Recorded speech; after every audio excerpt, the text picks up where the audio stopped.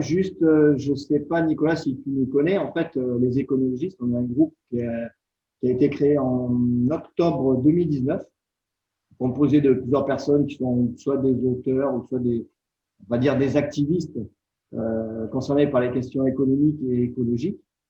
Et nous, notre vision, c'est de remettre en question, que ce soit en interne ou par des actions externes, le modèle monétaire actuel, Mhm. surtout pour la régénération du vivant, la réduction des inégalités sociales. Également préserver le bien commun. Donc voilà, nous, notre action, ça s'inscrit plutôt là-dedans. Euh, voilà, Hmm. je peux te représenter le groupe dans son ensemble. Eh Bien. ben, Est-ce Jean-Christophe. que est-ce qu'on est prêt? On commence l'enregistrement? Ouais, c'est parti. Et peut-être, Jean-Christophe, si tu me permets, juste avant, parce que du coup, bien sûr, je te connais toi, je connais André Peter, je connais Philippe Desruder, mais je ne suis pas sûr de connaître tout le monde. Alors, si. Alors, bon, je te présente rapidement. Alors, donc, on a Fabien, qui lui est un spécialiste des monnaies de type holochain, d'accord? Très Fabien Fer. bien. Donc, on a ensuite Yann Epron, qui lui est polytechnicien et lui, il est spécialisé dans tout ce qui est recherche de systèmes collaboratifs, éco-village, et puis bon, des monnaies comme ça. Il s'intéresse beaucoup au système monétaire. Tu veux ajouter quelque chose, Yann?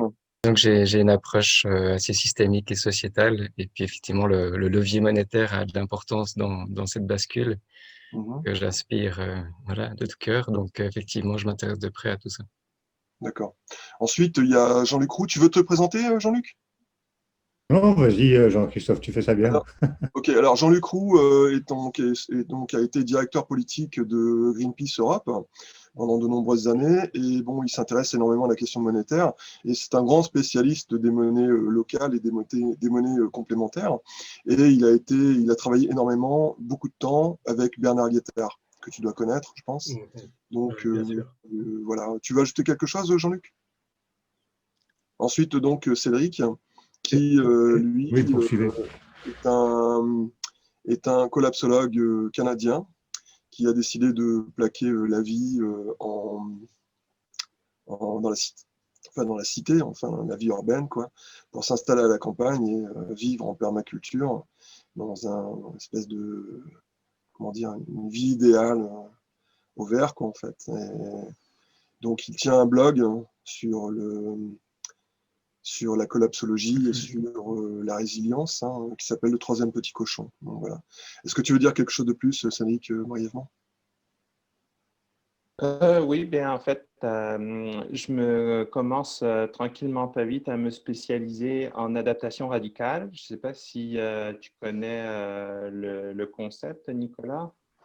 Oui, je le connais, disons en théorie, voilà. Ok. Ok. Donc, en fait, je m'intéresse de plus en plus à ces questions-là. Et la ferme forestière que j'ai achetée, en fait, puisqu'elle était là, on va la transformer, moi et mon épouse. Elle va continuer sa vocation de production forestière, mais ça va être aussi un lieu de transmission du savoir pour permettre aux gens à faire la bascule en adaptation radicale. Donc, leur transmettre des savoirs, des savoir-faire et des savoir-être pour rencontrer les 4 R, le renoncement, la résilience, la réparation et la réconciliation. Voilà. Merci. Ben, merci à tout le monde pour ce petit tour de table. Comme ça me permet de mieux situer voilà, les uns et les autres. Ok. Bon, Fabien, on commence l'enregistrement. Alors, donc, les éconologistes. Pour ceux qui ne nous connaissent pas encore, nous sommes un groupe de libres penseurs et d'économistes. Et nous avons l'intuition que nous avons peut-être un problème avec notre système monétaire, peut-être qu'il manque quelque chose, peut-être qu'il faudrait changer quelque chose. Et donc, nous, notre objet, c'est de faire des recherches. Et nous allons commencer une série d'émissions comme ça, vidéo, qu'on va diffuser donc sur YouTube. Et ces émissions auront pour objet d'inviter des gens. Alors, ce soir, on a l'honneur d'inviter l'auteur de ce livre, qui s'appelle Nicolas Dufresne. Je ne sais pas si vous voyez bien l'image. Qui a écrit un livre formidable bon. qui s'appelle Une monnaie écologique pour sauver la planète. Alors, c'est un bouquin que moi, j'ai lu, que certains autres encore ont lu. Yann, tu l'as, je crois, hein, André, tu l'as, et Sylvie l'a acheté aussi, est en train de le lire. Donc, voilà. Alors, bon, pour vous présenter rapidement Nicolas Dufresne. Nicolas Dufresne est une formation d'économiste. Il est haut fonctionnaire, il travaille à l'Assemblée nationale et il est aussi le président de l'Institut Rousseau, aux côtés d'illustres inconnus comme Alain Grandjean, comme des gens comme Gaël Giraud et chapeauté aussi par Nicolas Hulot. Donc, si ce soir… Juste pour préciser, excuse-moi de t'interrompre, Jean-Christophe, moi je suis le directeur de l'Institut Rousseau qui est présidé par Gaël Giraud, mais Alain Grandjean et Nicolas Hulot n'en font pas partie. En revanche, j'ai Alain Grandjean et mon co-auteur effectivement sur ce livre que nous avons écrit ensemble et on partage de nombreux combats. Voilà. D'accord, très bien. Bon, merci de le préciser. C'est à toi, Nicolas. Tu vas nous présenter ton livre pendant une vingtaine de minutes et ensuite, on te pose des questions. Je te laisse la parole. Ok, merci beaucoup pour cette invitation à parler et puis à échanger avec les passionnés de questions monétaires que vous êtes ici. Donc, je suis ravi qu'on puisse avoir cet échange. Alors, en effet, je pense qu'on partage une même intuition, comme tu l'as dit en introduction, celle que le système monétaire actuel présente un certain nombre de problèmes, tourne essentiellement au profit des grandes banques, des institutions financières et selon un certain nombre de préceptes idéologiques qui contraignent fortement l'action des États et des banques centrales en matière monétaire. Et donc l'idée qui a présidé à la rédaction de ce livre, c'était vraiment de remettre le système monétaire au service du peuple et au service du grand défi de ce siècle, qui est la conduite de la transition écologique. C'est vraiment ça qui nous a motivés. On sait que cette transition écologique, cette reconstruction écologique, comme on le dit à l'Institut Rousseau, hein, on a écrit aussi avec Gaël Giraud sur ce sujet, autour de ce thème de la reconstruction écologique. Alors reconstruction, pourquoi ? Parce qu'à la fois, il faut un immense effort de reconstruction matérielle, un peu similaire à celui qui a eu lieu après la guerre, hein, pendant cette période de reconstruction en 1945, et en même temps reconstruction parce que la reconstruction suppose aussi la déconstruction. Et la déconstruction, c'est bien connu des philosophes de la French Theory, c'est l'effort intellectuel de déconstruire des modèles et des pensées qui, à un moment, ne nous semblent plus adaptés à l'époque et aux défis de l'époque. Et évidemment, en matière monétaire, cet effort de déconstruction, d'explication et de réflexion et de reconstruction, pour aboutir à une reconstruction, doit être mené. Ça, c'est une évidence, c'est quelque chose que, à mon avis, on partage tous.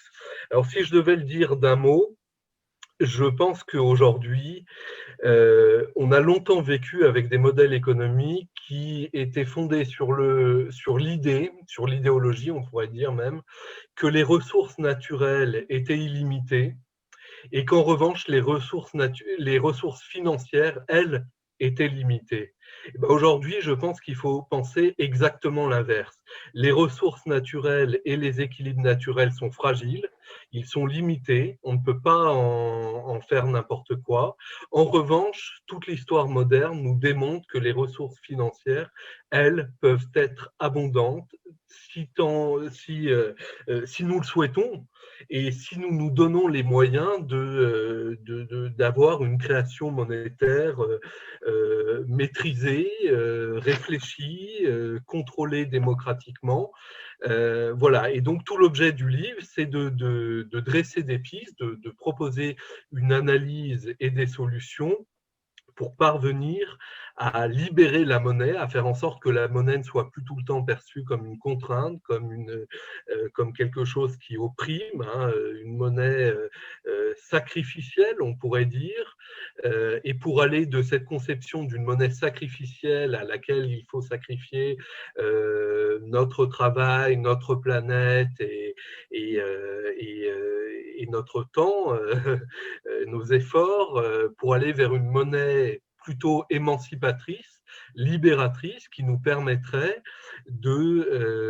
justement de financer la transition écologique, de réorganiser notre modèle social, de le renforcer et de repenser un petit peu la place de la monnaie, finalement, qui est un bien commun. Ça, c'est une idée forte qu'on partage dans le livre, c'est que toute monnaie, comme vous le savez, tout système monétaire repose sur la confiance que lui accorde une société. Les livres, il y a des économistes, bien sûr, que vous connaissez, André Orléans, Michel Aglietta, qui ont travaillé sur ces livres et qui ont écrit notamment La monnaie entre violence et confiance, et qui ont bien montré que le socle de l'institution monétaire, c'est bien la confiance des citoyens, la confiance d'une société, c'est ça qui donne à une monnaie sa force, et non pas un supposé lien avec les métaux précieux. Ça a été abandonné, et ça a été définitivement abandonné depuis 1971 et la décision du président Nixon de suspendre la convertibilité en or du dollar. Maintenant, on est dans un système de change flottant. Donc voilà, donc on a vraiment une monnaie qui est immatérielle aujourd'hui, qui repose uniquement sur la confiance, et donc que l'on peut transformer, enfin qui est un bien commun, et que l'on peut mettre au profit de la population, alors que jusqu'à présent, elle en a été confisquée.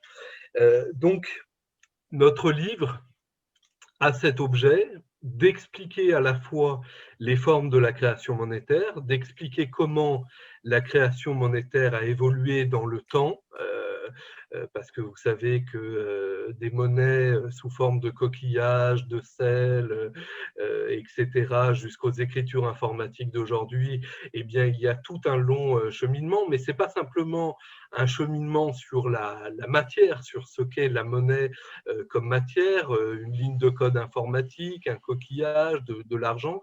C'est surtout sur la manière dont on la crée que les choses ont évolué. Alors qu'auparavant, il y avait surtout de l'échange à partir d'une masse monétaire existante, c'est-à-dire qui était préétablie, qui était donnée par la quantité, par exemple, de métaux précieux. Et bien aujourd'hui, on a une masse monétaire qu'on appelle endogène, c'est-à-dire qui réagit au mouvement de l'économie, à la demande de monnaie, à la demande de crédit des agents économiques auprès des banques commerciales. Et ça change tout, parce que la monnaie devient immatérielle. La monnaie devient une sorte, pour le résumer, de monnaie dette, c'est-à-dire d'une monnaie créée en échange d'une créance. Et donc, par conséquent, celui qui maîtrise ce pouvoir de créer la monnaie, c'est-à-dire l'institution bancaire, l'agent bancaire, dispose par là d'un pouvoir de création monétaire ex nihilo, c'est-à-dire à partir de rien, c'est-à-dire cet extraordinaire pouvoir de faire apparaître quelque chose là où auparavant il n'y avait rien. Et ce pouvoir-là, on est loin encore, à mon avis, d'en prendre toute la mesure,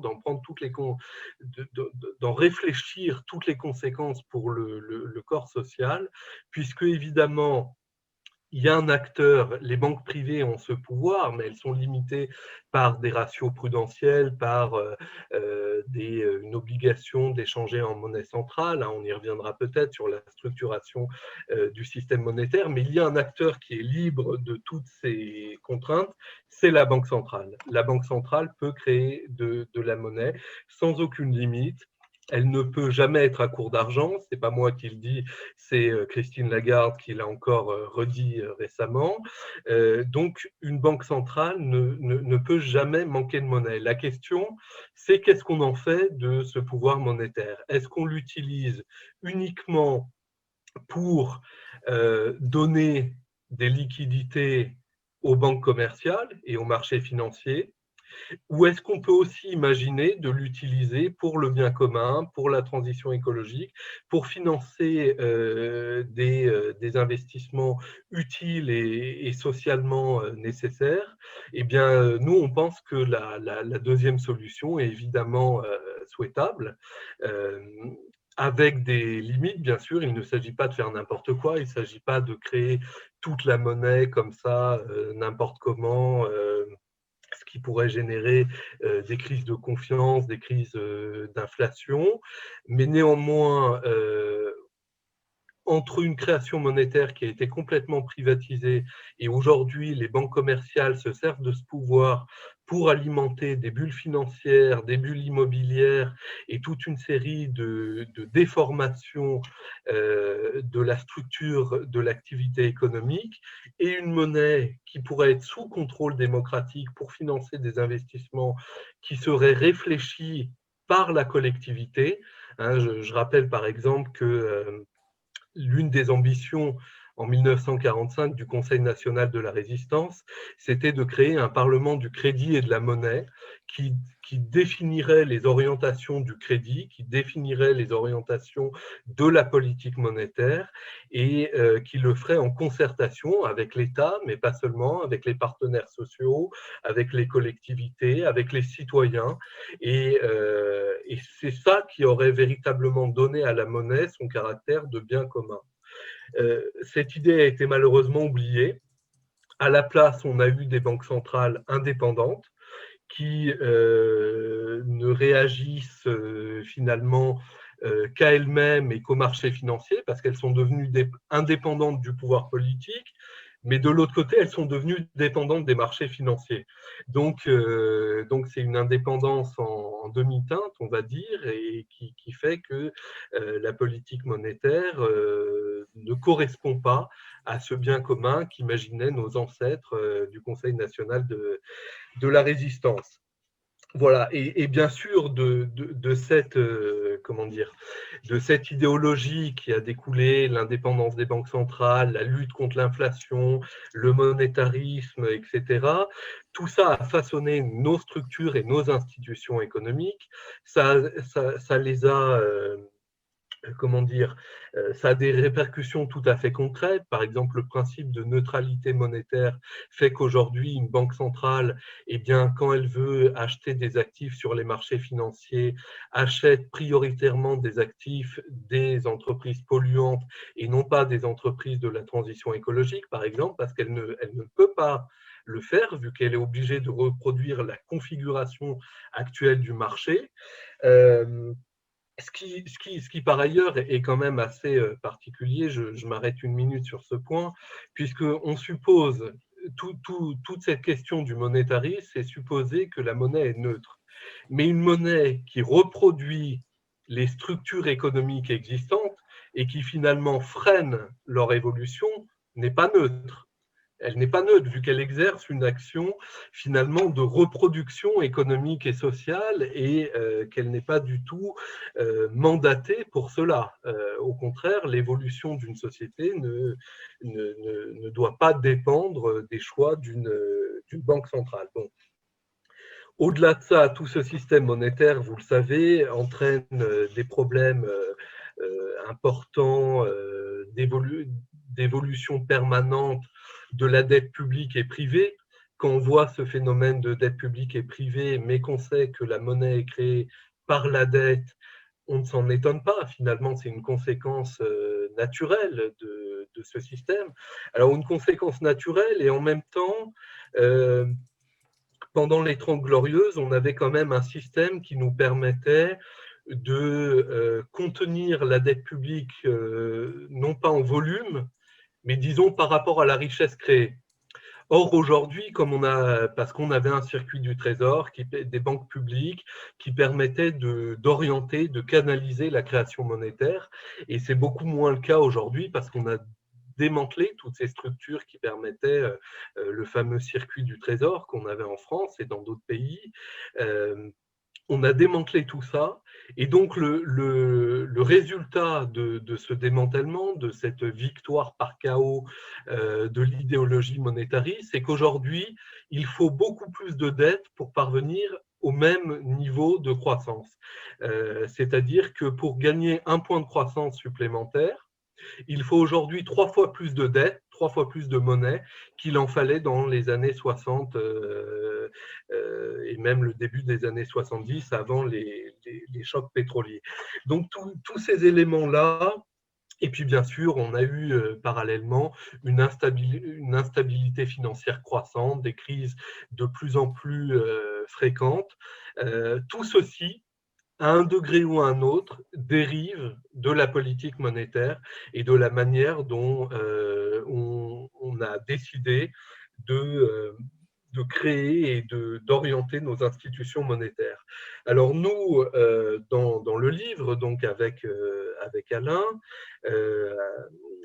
Grandjean, on fait ces constats, on décrit ces dynamiques historiques, institutionnelles, financières, et puis on propose des solutions qui permettraient selon nous, à la fois de remettre la monnaie au centre d'une véritable politique monétaire, puisque dans politique monétaire, il y a bien le mot de politique, et la politique, c'est l'art des choix, c'est l'art des décisions, alors que ce qu'on observe plutôt aujourd'hui, c'est une gestion monétaire tout entière tournée vers l'inflation, et qui n'est pas du tout une politique, par conséquent. Donc, nos propositions visent à faire ceci, à remettre la monnaie au service d'une véritable politique décidée en commun.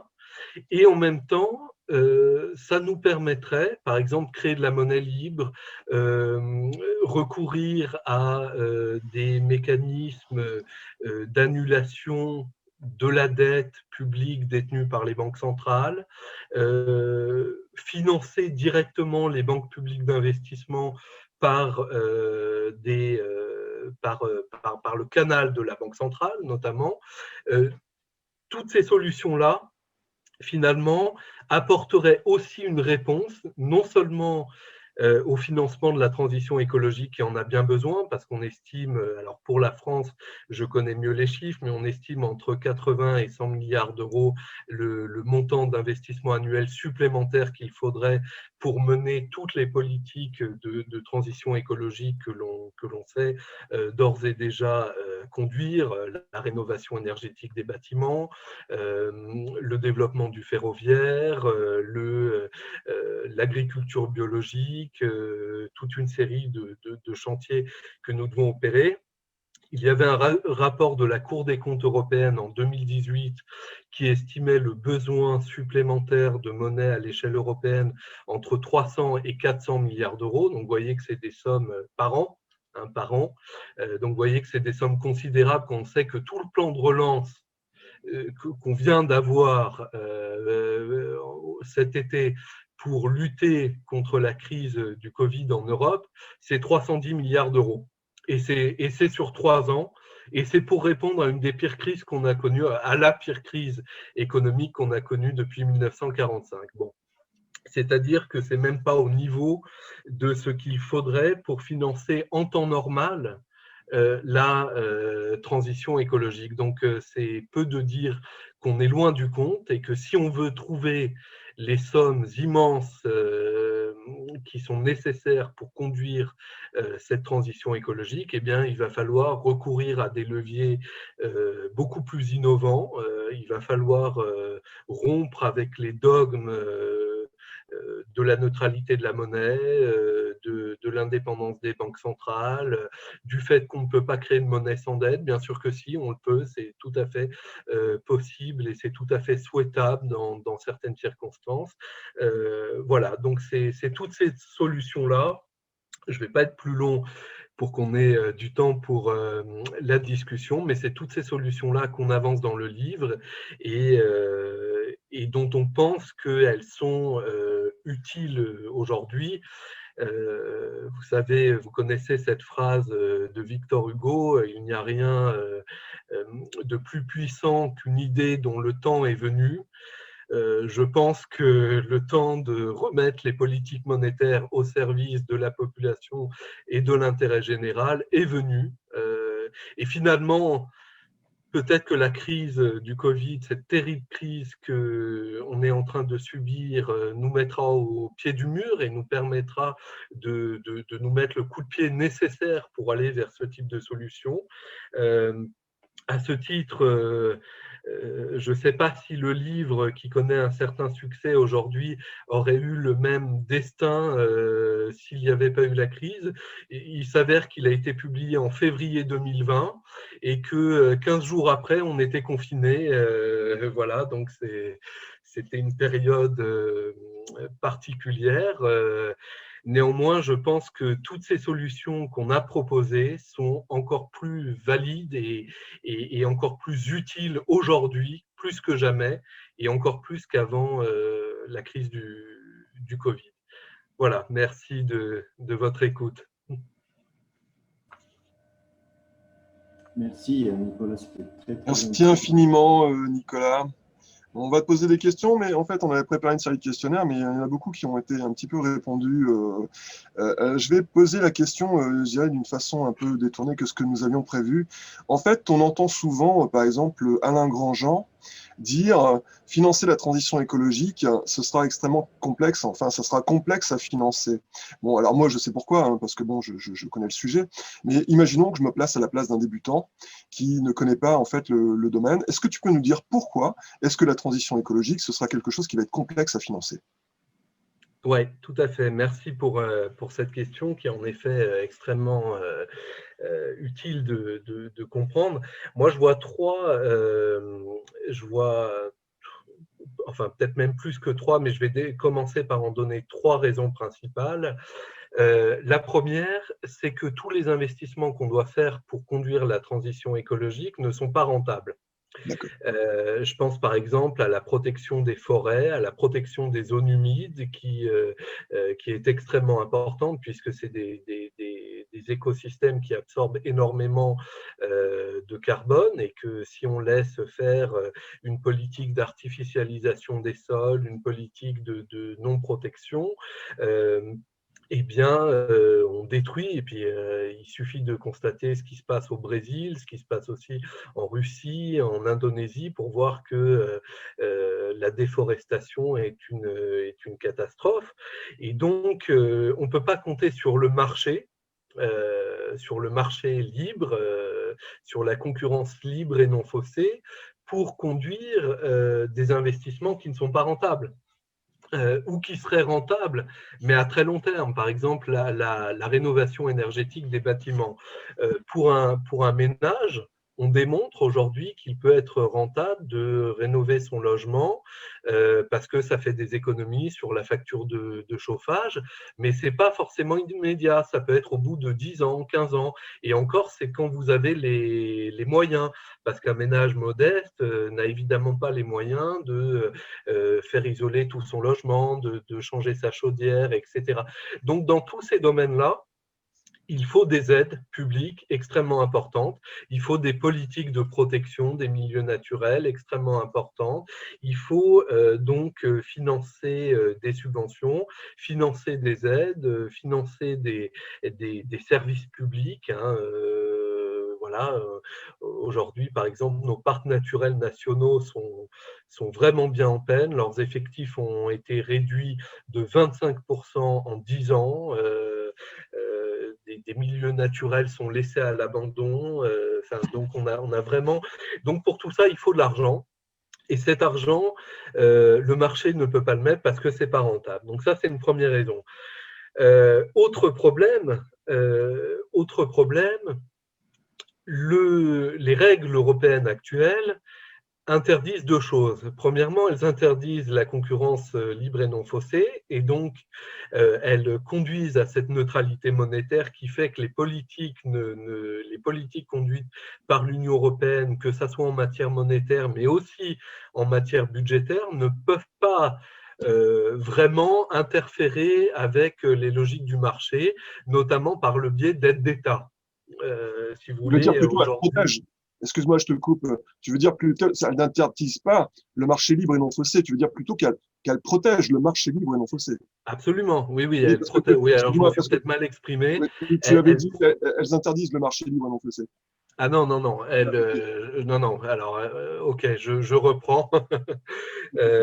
C'est bien sûr dans l'autre sens, c'est ces règles-là qui interdisent les aides d'État, qui auraient pour effet de fausser le marché ou de fausser la concurrence. Et donc, c'est pour ça qu'on a vu…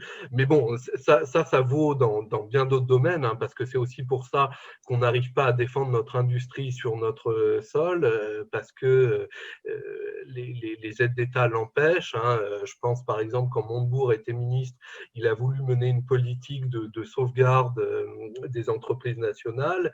Il avait mis en place un fonds pour ça, qu'on appelait je l'ai plus en tête, le fonds… bon, je ne l'ai plus en tête là, mais il avait mis en place un fonds spécifique pour aider les entreprises en difficulté, notamment les entreprises souveraines. Et la Commission européenne a demandé le remboursement d'un grand nombre de ces aides qui ont été jugées illégales et qui ont conduit notamment à des amendes pour la France. Donc évidemment, la même chose interviendrait sur des aides spécifiquement destinées à financer des entreprises non polluantes. Alors, il y a des exceptions. Théoriquement, il y a des exceptions, mais en fait, ces exceptions, sur le papier qui existe, la Commission européenne dit que c'est possible, voilà, dans certains cas, on peut le faire. C'est tellement compliqué et il faut tellement notifier à la Commission européenne que finalement les États préfèrent s'auto-censurer avant et ne pas le faire plutôt que de prendre le risque d'avoir à rembourser, d'être condamné, etc. Donc ça m'amène à une proposition tout à fait concrète qu'on fait par ailleurs dans le livre, qui serait de réécrire l'article 107 du traité de l'Union européenne sur les aides d'État et d'y inscrire noir sur blanc les aides d'État en faveur de la transition écologique deviennent des aides de plein droit. Point. Voilà, c'est une phrase et ça permettrait aux États d'agir. Je crois que Cédric a une question. Il y avait un troisième point que tu voulais dire aussi, hein, Nicolas, tu reviendras après.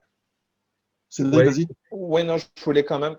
J'ai vu que dans votre solution, il y avait plusieurs réformes du droit européen. Je voulais juste souligner, parce que je pense que c'est un détail important, que le droit européen n'est pas réformable sauf à l'unanimité des États membres, c'est-à-dire, si on avait la Grande-Bretagne, des 27 États membres. La possibilité, moi je vous mets au défi de mettre 27 amis d'accord et que tout le monde y soit pour un rendez-vous au restaurant. Alors, pour une réécriture du traité de l'Union européenne, donc je pense qu'on est bloqué par l'Union européenne. Et bon, là j'insère une remarque personnelle, c'est qu'il faut quitter l'Europe parce qu'en tant que tel, le club européen n'est pas gérable. Mais c'est une remarque personnelle. Et je vous laisse continuer, Nicolas, sur votre troisième point, là, votre troisième raison pour laquelle le financement de la transition écologique risque d'être très compliqué. Alors, oui, c'est une question importante. Je vais y revenir sur la question européenne. La troisième limite que je voulais pointer, c'était, comme vous le savez tous, qu'il y a un certain nombre de banques, d'institutionnels, de grands fonds d'investissement qui sont très exposés aux actifs fossiles, c'est-à-dire aux actifs qui représentent l'économie polluante et qui donc ont tout intérêt à ce que la transition écologique ne se fasse pas trop vite, parce que si elle se fait trop vite, leurs actifs à eux, qu'ils détiennent dans leur livre de compte, vont perdre leur valeur extrêmement rapidement. Par exemple, il y a eu un article très intéressant, une étude très intéressante d'un think tank américain en septembre 2019 qui a démontré que le fonds que nous connaissons tous, le grand fonds BlackRock, parce qu'il n'avait pas pris des décisions à temps pour se désinvestir des grandes compagnies pétrolières et charbonnières que sont Exxon, General Electric, et il y en avait une troisième que j'ai oubliée, avait fait perdre aux membres, aux participants à ce fonds, aux membres actifs de ce fonds, pas loin de 90 milliards de dollars parce qu'ils avaient reporté la décision d'en sortir. Sauf que la crise du pétrole, qui dure déjà depuis plusieurs années, a fait baisser les prix et donc a conduit ces actifs à se déprécier. Et c'est pareil, il y avait une grande étude de Oxfam et d'un certain nombre d'ONG qui avait montré que les grandes banques, et notamment les grandes banques françaises, sont très très exposées aux actifs fossiles. Et donc, par conséquent, même si elles font des réformes et qu'elles essayent de plus en plus de financer le vert et des actifs, disons, tournés vers la transition écologique, c'est pas encore ça. On a l'impression que d'un côté, elles appuient sur l'accélérateur et d'un autre côté, elles appuient sur le frein. Donc, il faut…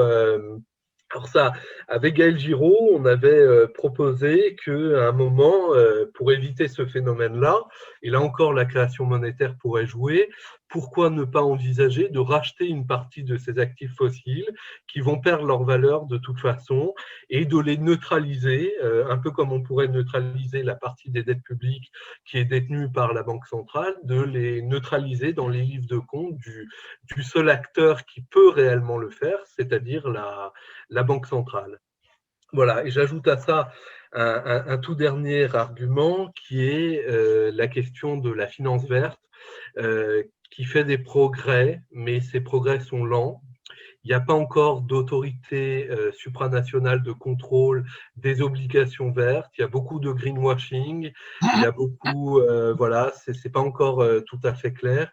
Et donc, on ne peut pas se contenter de ça. On n'a pas le temps et ça ne permettra pas de toute façon. Je crois que j'ai vu que le volume total des obligations vertes en 2020 est attendu à peu près 400 milliards d'euros. C'est pas mal, mais ça reste moins de 2% de toutes les obligations émises dans le monde. Donc, c'est très insuffisant et je pense que la finance verte ne suffira pas à nous faire faire les virages que nous devons faire à temps. Voilà. Est-ce que je dis tout de suite un mot sur la question de l'Europe pour répondre à Cédric ou est-ce qu'on y revient? Vas-y. Oui, j'y vais. Alors, sur la question de l'Europe, il y a plusieurs points. Le premier, moi, je constate juste que depuis le traité de Rome, on a changé plusieurs fois les traités. Et même depuis le traité de Maastricht, même depuis 1992, on a quand même réformé 5 fois les traités. Les grands piliers sont restés, c'est vrai, et ils ne sont pas faciles à changer, c'est vrai. Je suis bien d'accord, hein, vraiment, avec ça. Mais je pense qu'à un moment… Je sais pas. Je crois qu'aujourd'hui, personne n'a vraiment fait l'effort. Aucun gouvernement français, par exemple, n'a vraiment fait l'effort à un moment de dire vraiment aux Italiens, aux Espagnols, ça suffit. On tape du poing sur la table. On dit que c'est pas l'Allemagne qui régit toute la politique européenne. Et voilà, je suis pas sûr que ça pourrait peut-être réussir. En tout cas, je crois que c'est quelque chose qui vaut le coup d'être tenté. Alors ça, c'est bon sur les rapports de force politique, mais je suis bien d'accord que c'est vraiment pas simple. Je pense aussi, deuxième point, qu'il y a pas mal de gens qui, par exemple, des gens des économistes que j'aime beaucoup et que je lis avec grand intérêt, parfois, je pense à Jacques Sapir, à Emmanuel Todd, par exemple, dans leur domaine, mais qui ont tendance à penser qu'il suffirait de sortir de l'euro pour que tous les problèmes se résolvent un petit peu par miracle. Moi, je ne suis pas d'accord avec ça. Moi, je pense que si vous sortez de l'euro pour refaire exactement la même politique monétaire qu'on fait en Europe au niveau national, qu'est-ce qu'on aura gagné? On n'aura absolument rien gagné. On va se retrouver en plus avec des guerres de change entre les pays européens comme ça existait avant la création de l'euro. Donc le véritable combat qui me semble être à mener, c'est d'abord de changer les règles de la politique monétaire. En Europe, si on le peut, et ça serait peut-être mieux. Et puis, si on ne peut vraiment pas, peut-être en dehors, si on le doit. Mais en tout cas, il faut d'abord vraiment réfléchir à comment on veut réformer l'Union européenne. Et c'est pour ça, donc pour répondre à Cédric, c'est pour ça que dans le livre, en effet, on s'est attaché à faire plusieurs propositions très concrètes de réforme, de réécriture des articles, de certains articles évidemment, du traité européen. Je pense à l'article 123 qui interdit le financement monétaire, je pense à l'article 130 qui régit l'indépendance de la Banque centrale, je pense à l'article 107 dont j'ai parlé sur des aides d'État. On a fait des rédactions, c'est assez simple, il suffit de modifier quelques phrases. Et ensuite, il suffit de convaincre de leur bien fondé en Europe. Voilà, c'est pas évident, bien sûr, mais je pense que ça peut jouer. Et puis enfin, un dernier point, c'est qu'on y reviendra peut-être, mais il y a un certain nombre de solutions qu'on recommande qui peuvent déjà être mises en place dans le cadre européen. Il ne faut pas croire non plus que le cadre européen interdit tout. Il y a des failles, il y a des failles et on s'y glisse, et notamment, vous suivez certainement le débat en ce moment sur l'annulation des dettes publiques détenues par la Banque centrale. Et bien là, c'est une faille. Parce que manque de peau, j'allais dire, pour les rédacteurs du traité, ils ont oublié d'interdire expressément l'annulation de dette. Alors, ils ont interdit la monétisation, ça c'est très rigolo. Donc, l'article 123 dit clairement interdiction à la Banque centrale de financer les États européens. Ça, c'est clairement écrit, il n'y a pas moyen de le contourner. Ils ont même pensé, c'est moins connu, je crois que c'est l'article 124 juste après ou 124 je crois, ils ont même pensé à interdire les circuits du trésor, c'est-à-dire ils ont pensé à ça, ils se sont dit mince, dans les années 60 il y avait le circuit du trésor en France, ça permettait à l'État de se financer et d'avoir une partie de la dette qui est en dehors du marché, il est hors de question qu'on refasse ça, donc on l'écrit ça aussi noir sur blanc. Mais il y a un trou, ils n'ont pas pensé aux annulations de dette. Et donc, c'est pour ça qu'on essaye de pousser cette solution, c'est qu'il n'y a strictement rien aujourd'hui dans le traité européen, et même pour les spécialistes que vous êtes, dans le protocole numéro 4 qui est associé au traité européen et qui régit le fonctionnement du système européen des banques centrales, il n'y a rien, nulle part, qui interdit l'annulation de dette. À tel point que alors là, on rentre un peu dans de la prospective, mais il y a quand même des arrêts de la Cour de justice de l'Union européenne qui ont validé le programme, ça y est, son nom m'échappe, le programme OMT, le fameux programme, alors j'ai plus Outright Monetary, voilà, je ne sais plus. Bref, ce programme OMT qui disait qu'en cas de nécessité, la Banque centrale pouvait racheter toute la dette sans limite d'un État membre sur le marché secondaire pour faire baisser ses taux et pour assurer un débouché à cette dette publique. Bon, ça avait été évoqué notamment pour la Grèce, mais plaçons-nous dans un peu une politique fiction. Si la Grèce avait fait faillite et qu'on avait activé ce programme pour ce qu'on n'a pas fait, hein, mais si on avait activé ce programme pour acheter sans limite de la dette grecque, et que la Grèce à un moment avait dit en fait non, on n'y arrive plus, on fait défaut. Il y a bien une partie de la dette qui est détenue par la Banque centrale sur laquelle il y aurait eu un défaut. Et donc, c'était tout sauf une… Et pourtant, en connaissance de cause, la Cour de justice de l'Union européenne a validé ce programme OMT que contestaient les Allemands. Bon, là, on rentre un peu dans des détails peut-être juridique, de jurisprudence. Alors, il est certain que si on met en place une solution de ce type, il y aura des contestations devant la Cour de justice de l'Union européenne. Mais en tout cas, sur ce qui concerne l'annulation, j'ai un bon espoir que ces plaintes ne puissent pas aboutir parce qu'il n'y a rien qui l'interdit formellement. Donc ça, c'est possible dans le cadre des traités. Il est aussi tout à fait possible dans le cadre des traités de renoncer à la neutralité de marché. Je pense d'ailleurs que Christine Lagarde va le faire. Elle a l'air assez convaincue. Elle a fait des déclarations en ce sens. Elle s'oppose dans le directoire à un certain nombre de personnes, mais il y a même quelqu'un du directoire, Isabelle Schnabel, qui est une économiste allemande, membre du directoire de la BCE, et qui a écrit un papier en ce sens, pour dire qu'il fallait renoncer à la neutralité monétaire. Bon, il y a encore un an ou deux, c'était impensable, complètement impensable. Donc ça, on peut le faire. On peut aussi, bien sûr, s'endetter, parce que c'est vrai qu'on recommande toutes ces solutions, parce qu'on a peur que les États ne le fassent pas. Et d'ailleurs, ils ne le font pas. C'est quand même terrible de voir que pendant les années 2010 à 2020, alors même qu'à partir de 2014-2015, les États ont emprunté à taux négatif, ils ne se sont pas plus endettés, mais au contraire, dans la zone euro, ils se sont désendettés. La dette publique moyenne des États de la zone euro a diminué entre 2010 et 2020, et même entre 2015 et 2020, alors même qu'ils empruntaient à taux négatif, c'est-à-dire qu'ils s'enrichissaient en empruntant.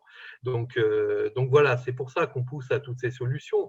Mais si jamais les États voulaient s'endetter, évidemment, et ils l'ont bien montré en ce moment, ils peuvent le faire et les taux restent bas. D'ailleurs, tout ce qu'avait prédit la politique, enfin les économistes orthodoxes en la matière, rien ne s'est passé comme prévu. Je vois André Peters qui est bien d'accord. Il nous avait dit plus il y aura de la dette publique, plus il y a un risque que les taux remontent. C'est exactement l'inverse. Les taux n'ont jamais été aussi faibles. Il y aura des phénomènes de rationnement, pas du tout. On n'a jamais autant émis de dette et pourtant on a toujours une demande qui est 4 fois ou 5 fois supérieure aux adjudications passées par l'État. On nous avait prédit qu'en empruntant beaucoup d'argent et en investissant beaucoup d'argent, il y aurait de l'inflation. L'inflation n'a jamais été aussi faible. Bref, tout ce qu'avait prédit la théorie économique classique, strictement rien ne s'est réalisé et c'est un champ de ruines aujourd'hui complet et il faut le reconnaître et donc il faut changer d'approche et on peut faire un certain nombre de choses dans le cadre des traités. On peut aussi donner beaucoup plus d'argent aux banques publiques d'investissement pour qu'elles garantissent des prêts et qu'elles garantissent des investissements.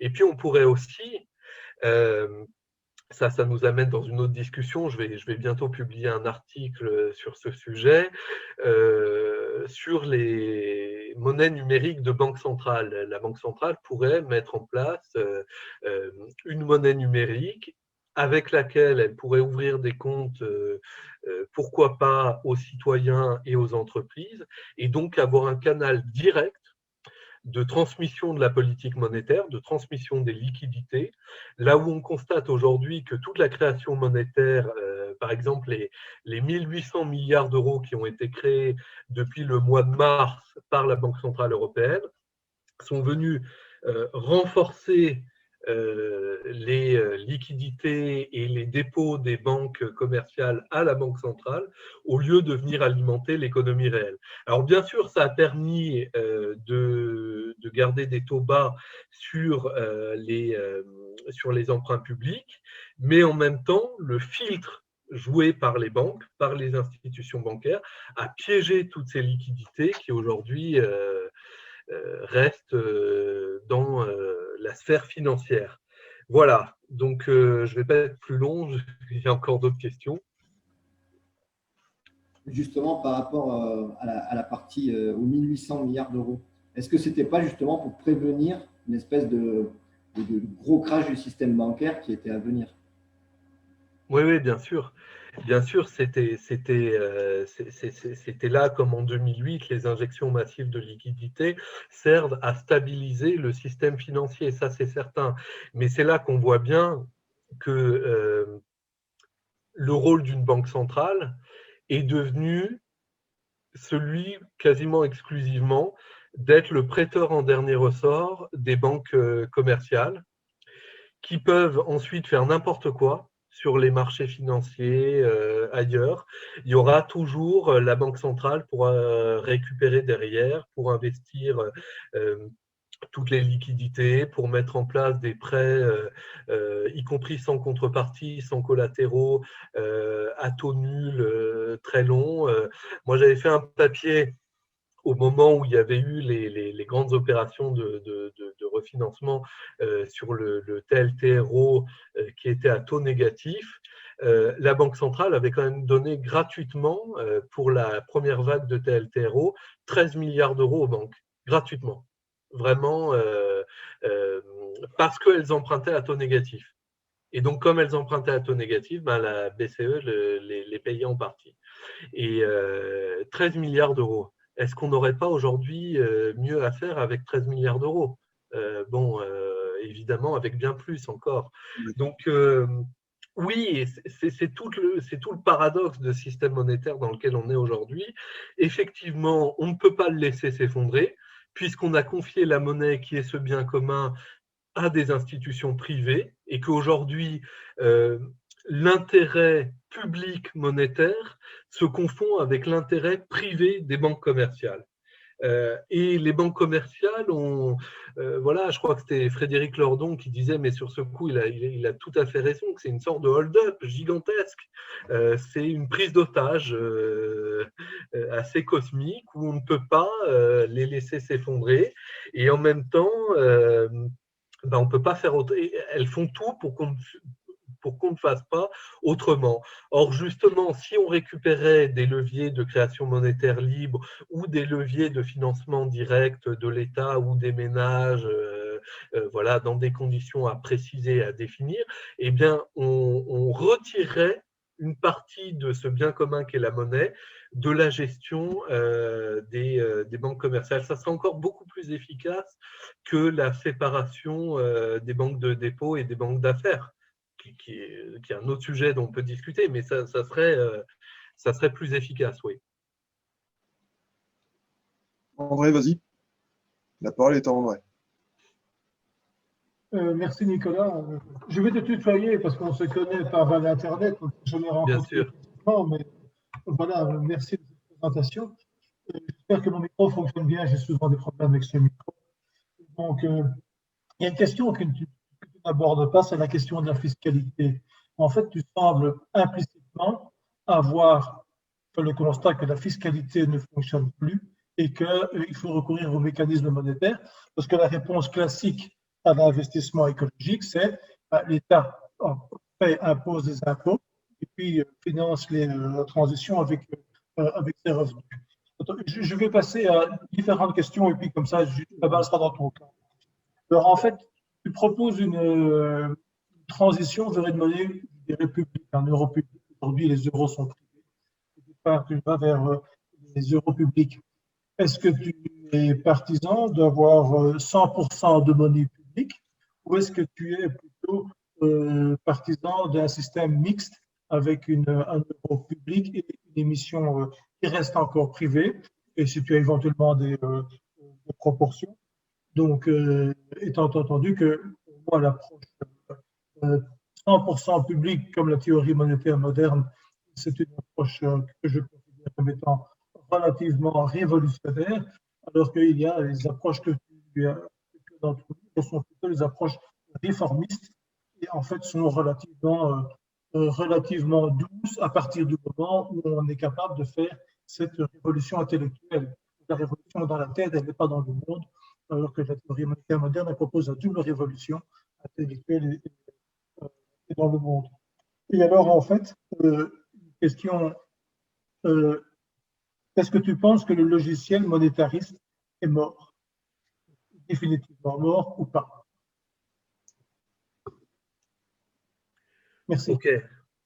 Merci, merci beaucoup, cher André, pour tous ces points qui sont tous très, très intéressants et dont on pourrait discuter très longuement. Je vais essayer de répondre assez rapidement néanmoins. Sur la fiscalité, bien sûr que je crois qu'elle peut encore jouer un rôle, mais je pense que ça ne sera pas suffisant pour plusieurs raisons. Je pense qu'elle peut jouer un rôle surtout dans une optique de justice sociale et un peu d'évolution des comportements. Justice sociale, pourquoi? Parce que les inégalités se creusent énormément et qu'évidemment la fiscalité est un très bon outil nécessaire pour limiter l'expansion des inégalités. Bon. Mais néanmoins, par exemple en France, remettre l'ISF, inventer un ISF écologique comme on a pu le recommander par ailleurs, réformer le barème de l'impôt sur le revenu, etc. C'est autant de choses utiles qu'il faut faire, je pense. Mais qu'est-ce qu'on va en tirer, je veux dire vraiment financièrement? On risque de gagner 5, 10, peut-être 15 milliards d'euros, c'est bien. Mais c'est très loin de suffire. On sait qu'il nous faut aujourd'hui, je le disais tout à l'heure, entre 80 et 100 milliards d'euros de plus par an. Donc la fiscalité ne suffira pas à répondre à l'enjeu des investissements nécessaires. La taxe carbone, par ailleurs, qui permet de modifier les comportements, c'est certainement une bonne chose, mais pas si elle entraîne une hausse des prix sur les personnes les plus modestes, à qui on ne donne pas par ailleurs les moyens de faire autrement. Si la fiscalité carbone se transforme en un piège que finalement les plus riches peuvent acquitter parce qu'ils en ont les moyens, mais qui pénalise les plus pauvres, là évidemment, on a la crise des gilets jaunes et donc ça marche pas. Donc je pense que voilà, d'ailleurs, alors oui, il faut certainement redéfinir une trajectoire, mais il faut donner surtout les moyens d'investir et de faire autrement et les subventions pour rénover, pour changer de véhicule, voilà, parce que quand on regarde aujourd'hui, je regardais encore il n'y a pas longtemps les aides pour les véhicules hybrides rechargeables ou électriques. Franchement, c'est pas suffisant. C'est pas du tout suffisant. Et en plus, l'électrique, c'est encore très limité parce qu'au mieux, on a des batteries sur les véhicules standards qui vont jusqu'à 150, 70, 100 km. Vous avez des gens qui travaillent plus loin, qui ont besoin de plus que ça. Bon, il faudrait plus d'aide et peut-être plus d'investissement pour que ça soit véritablement efficace. Donc, oui, la fiscalité joue un rôle utile, mais il faut la monnaie, il faut le budget derrière. Voilà. Alors, sur le 100% monnaie, ça, c'est un grand débat. C'est un grand débat. C'est la MMT ou le 100% monnaie que tu as posé comme question c'est-à-dire une monnaie permanente, c'est ça? C'est un peu la théorie de la monnaie permanente ou c'est le 100% monnaie de Irving Fisher, c'est ça? Ouais. Je crois ce qu'on appelle la monnaie pleine aussi. Voilà. Je crois que c'était plutôt à ça que faisait référence André, parce que la MMT, la théorie monétaire moderne, c'est encore autre chose. C'est une description du système. Voilà. Mais alors, le 100% monnaie, moi, je serais plutôt favorable à un système mixte. Pourquoi ? Parce que je crains que le 100% monnaie, mais il faudrait vraiment aller dans l'explication en détail, parce que ce n'est pas forcément évident à comprendre, mais il me semble que le 100% monnaie, tel qu'il a été proposé soit par Fischer, soit dans la monnaie pleine, revient à donner in fine à la Banque centrale tout le pouvoir de faire évoluer à la hausse ou à la baisse la masse monétaire. C'est-à-dire que indirectement, et même si la demande de crédit continuerait de passer par des banques, la masse monétaire serait limitée par la décision de la Banque centrale de la faire évoluer à la hausse ou à la baisse. Et si jamais, pour donner un exemple vraiment un peu schématique, si jamais la Banque centrale disait que la masse monétaire devait être limitée à 2000, je ne sais pas, à 2000, tiens, voilà, prenons une unité abstraite, et que la totalité, alors si la totalité des demandes de crédit des agents économiques auprès des banques, c'est 1800, ça va, il n'y a pas de problème, il n'y a pas de phénomène de rationnement. Mais si jamais les agents économiques en viennent, ont envie d'investir cette année-là, et par exemple, et ont envie de demander 2500 de crédit, ben, qu'est-ce qui se passe ? Il y a un phénomène de rationnement, et donc il y a des gens qui ne peuvent pas obtenir leur crédit parce que la masse monétaire en tant que telle est limitée par la Banque centrale. Alors on pourrait imaginer un système où les banques commerciales iraient demander de la monnaie supplémentaire à la banque centrale, mais dans ce cas-là, ça veut dire qu'il faudrait que, comment ça se passerait, qu'elles amènent des collatéraux, qu'il y ait des mécanismes d'échange, bon, et finalement on retomberait peut-être un peu sur les travers. Donc il y a quelque chose, moi, là-dedans qui me semble pas parfaitement fini. Je crois qu'il y a quelque chose qui pêche un peu dans le système, mais on peut avoir un autre avis, et je ne vais pas prétendre non plus avoir fait une étude approfondie, complète du système, notamment du système monnaie pleine qui a été proposé en Suisse, parce que ce n'est pas le cas, mais je m'y étais quand même intéressé, et je tombais un petit peu sur… Par ailleurs, je ne sais pas non plus, mais ça, c'est aussi une question que je vous soumets, et si quelqu'un a la réponse, vraiment, ça m'intéresse. Je ne sais pas comment, dans un système de monnaie pleine, la Banque centrale retire de la masse monétaire. Comment elle fait ? Vu que toute la monnaie est pleine et qu'il n'y a plus de créances, comment elle fait pour… je ne sais pas, s'il y a un moment, il faut faire baisser… Peut-être André, oui, tu as une réponse ? Oui, il y a un mécanisme qui est prévu dans le traité européen, d'ailleurs, qui n'a jamais été utilisé. C'est la possibilité pour la Banque centrale de faire des emprunts dans le public et de rémunérer ces emprunts.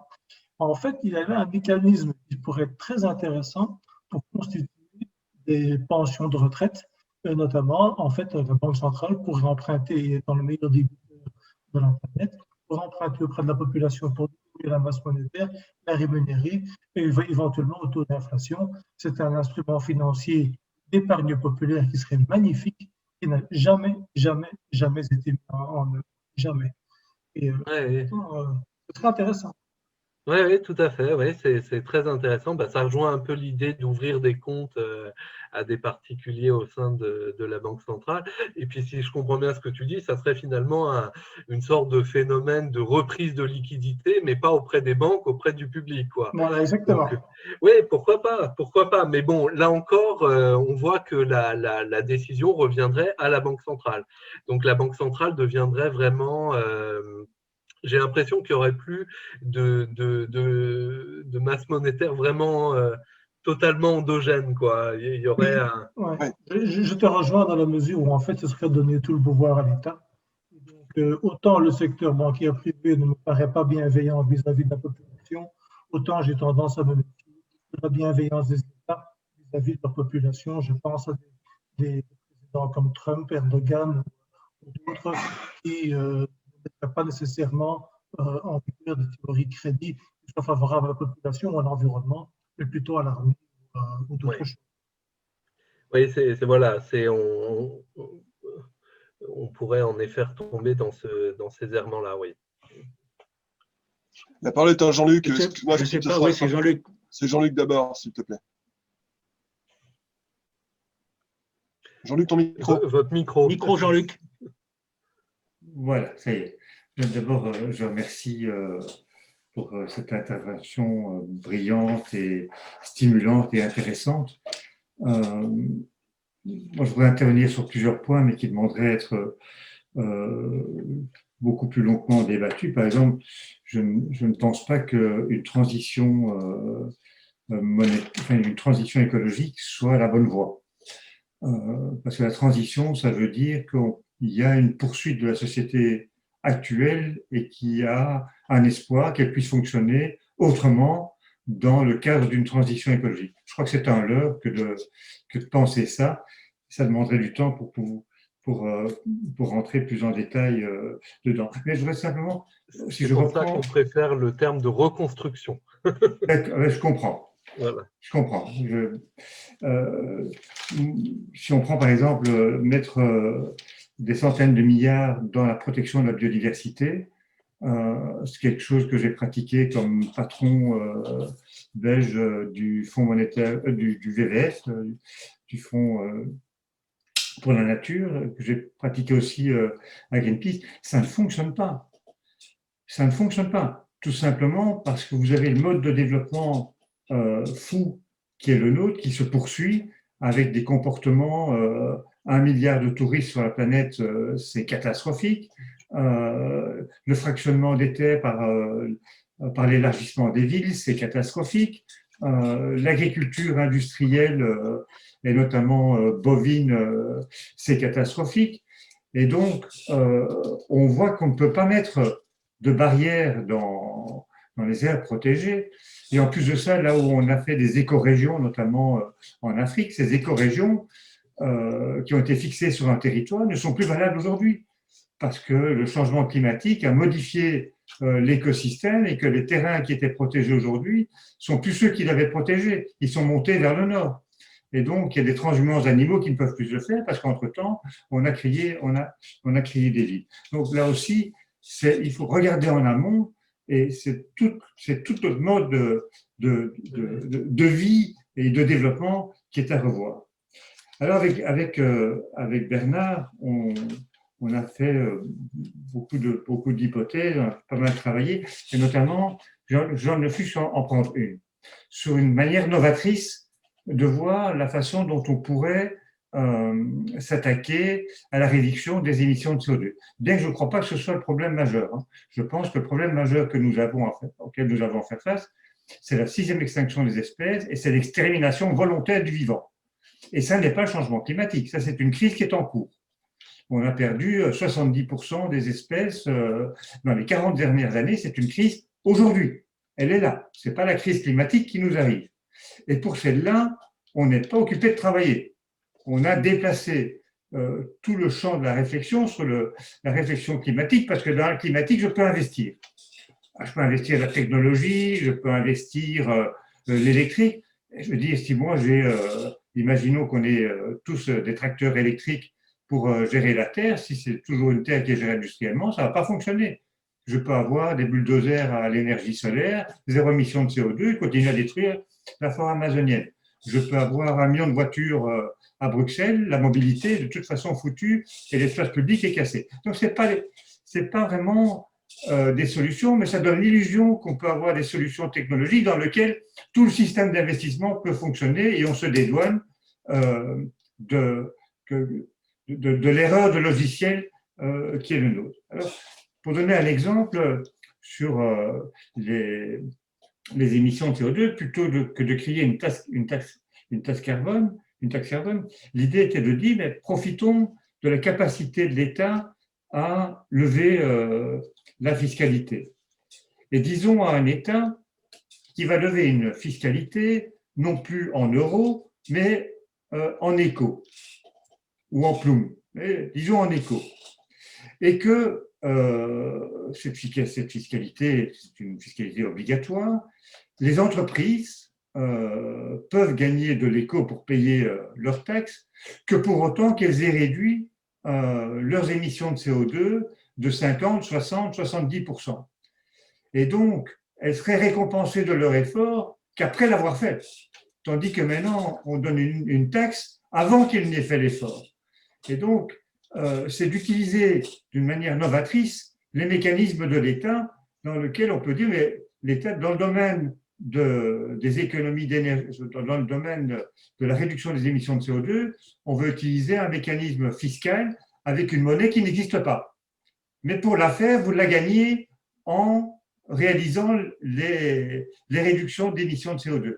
Et cette monnaie-là, on va la réinjecter dans le secteur de la rénovation du bâtiment, qui n'a plus besoin d'euros pour être rénové parce qu'on crée un tout nouveau secteur dans lequel cette monnaie qui est venue par la fiscalité qu'a imposée l'État peut être utilisée dans le secteur de l'efficacité énergétique, etc. Ce n'est qu'un exemple. On peut avoir la même chose dans le domaine de la santé, on peut avoir la même chose dans le domaine de la culture, et c'est ce droit de l'État de lever l'impôt, mais de définir l'unité dans laquelle l'impôt va être levé, et d'introduire alors une diversité monétaire, ce qu'on appelle de l'écosystème monétaire, qui peut augmenter aussi la résilience monétaire d'une société et des secteurs qui vivent de ces nouvelles monnaies.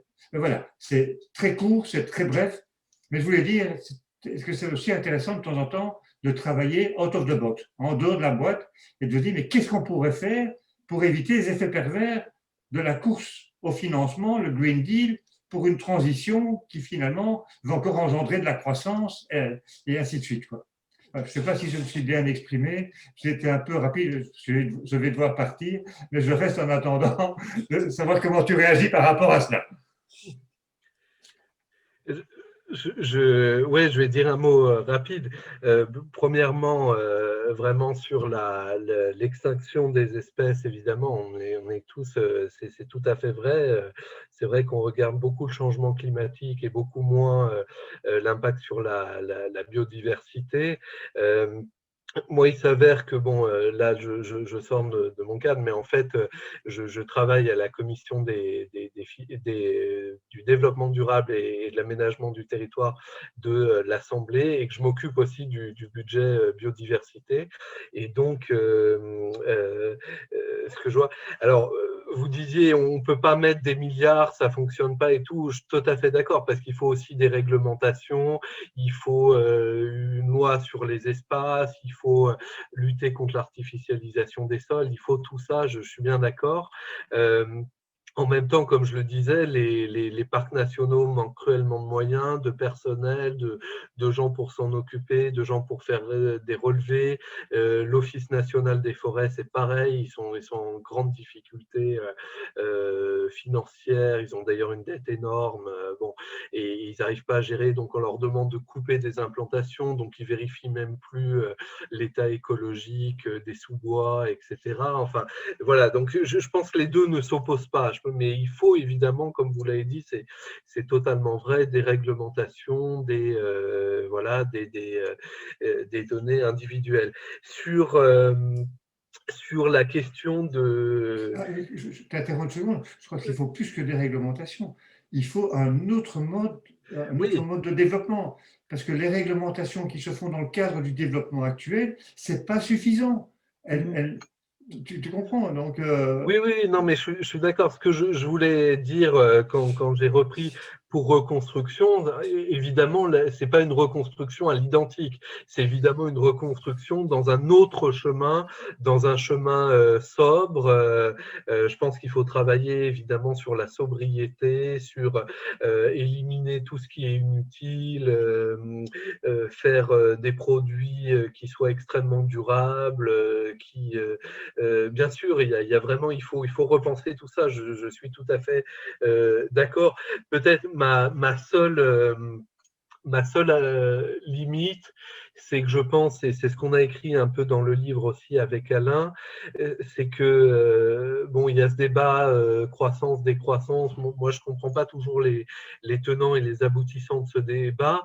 Je ne pense pas qu'on arrivera à faire vraiment de la reconstruction écologique, à nous engager dans un autre chemin, si tout le monde s'appauvrit. C'est ma seule limite, parce que je crois malheureusement que si tout le monde s'appauvrit, tout le monde risque d'aller vers le moins bon, vers le plus polluant, vers le… Voilà, j'ai un peu peur de ça, c'est-à-dire qu'on voit que les voitures les plus polluantes, les plus vieux diesel, ben, c'est souvent détenu par les catégories sociales les plus pauvres. Les appartements qui sont des passoires thermiques, c'est aussi les plus pauvres. Donc, voilà, il faut… Et les collectivités sur le terrain qui gère le moins bien la biodiversité, mais tu as une beaucoup plus grande expérience que moi, mais c'est aussi généralement de ce que j'en ai vu à ma modeste échelle, celles qui ont le moins de moyens et celles qui sont le plus dépendantes. Voilà. Je voulais dire un mot sur parce que ce que tu dis sur la fiscalité complémentaire, c'est très intéressant. Ça pourrait marcher. Moi, je serais assez favorable à ce type d'innovation.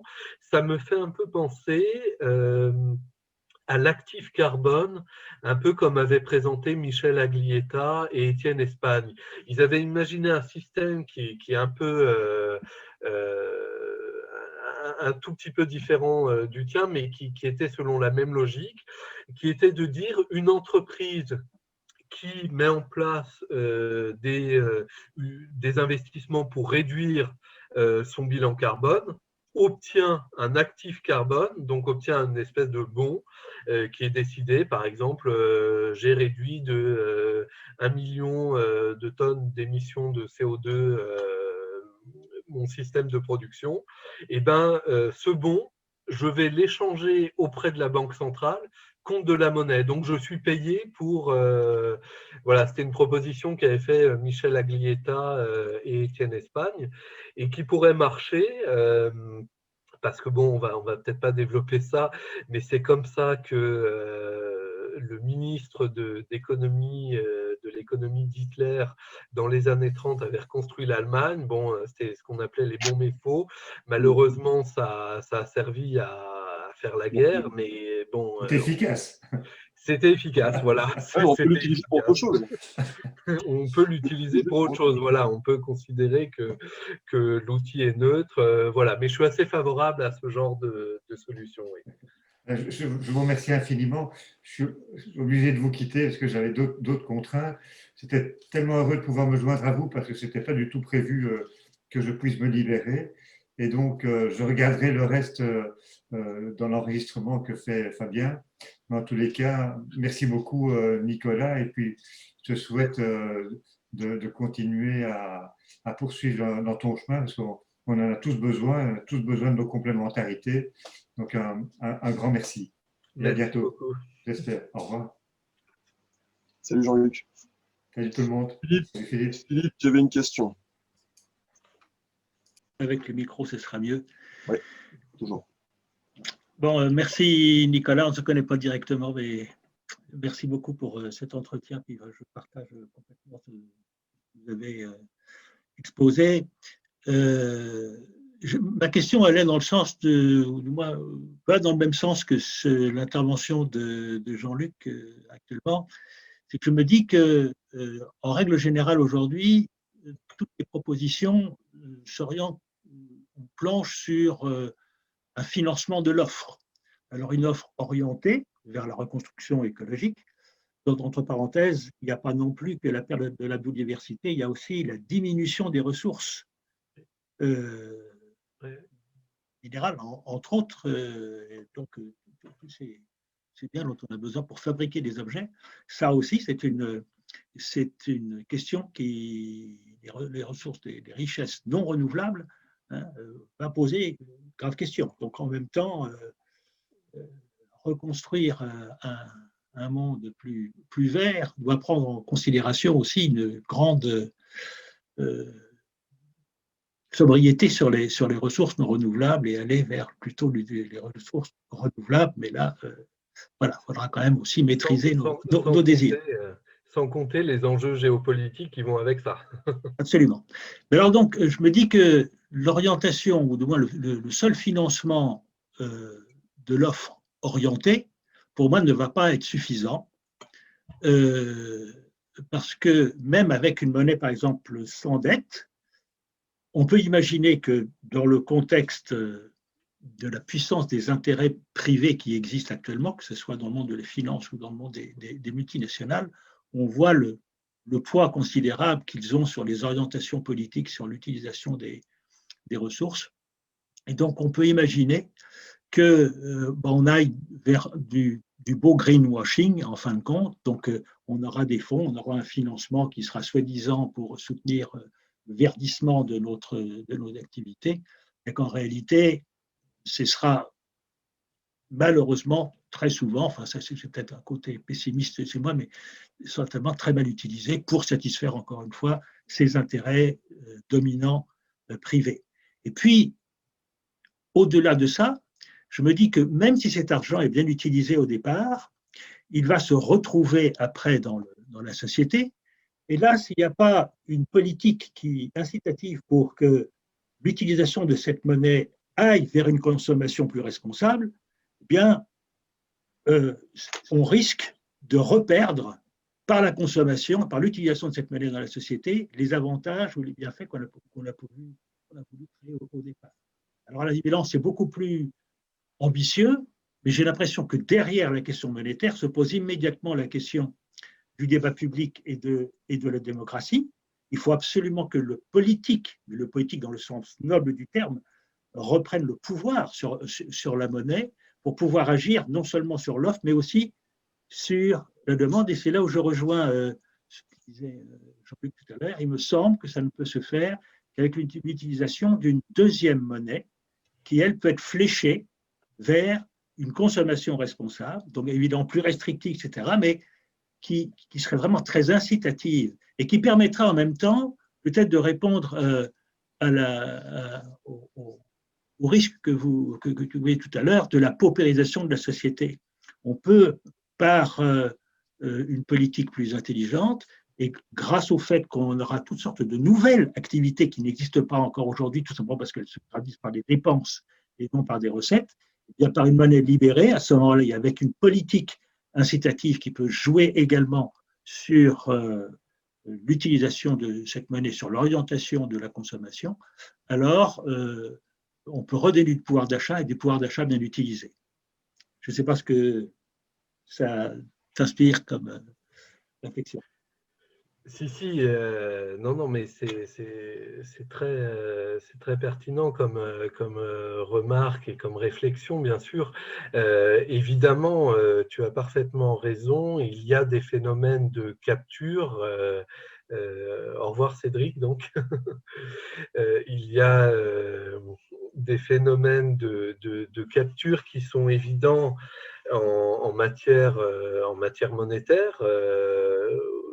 Alors, je pense qu'on ne peut pas faire pire que ce qu'on fait actuellement, vu qu'actuellement, la Banque centrale est complètement capturée par des intérêts bancaires privés. Voilà, donc il me semble difficile de faire pire. C'est pour ça que tout à l'heure, j'insistais vraiment sur l'idée de la monnaie comme bien commun et de cette idée aussi du Conseil national du crédit et de la monnaie qui avait été proposé par nos ancêtres résistants, parce que je pense qu'il faut discuter de tout ça en commun. Il ne faut pas que ça soit la décision d'un seul. Il ne faut pas que André Peters disait qu'il se méfiait à juste titre de l'État. Je ne pense pas effectivement qu'il faut que ça soit une décision que de l'État, parce que sinon c'est la Gosbank, quoi. C'est l'Union soviétique. Bon.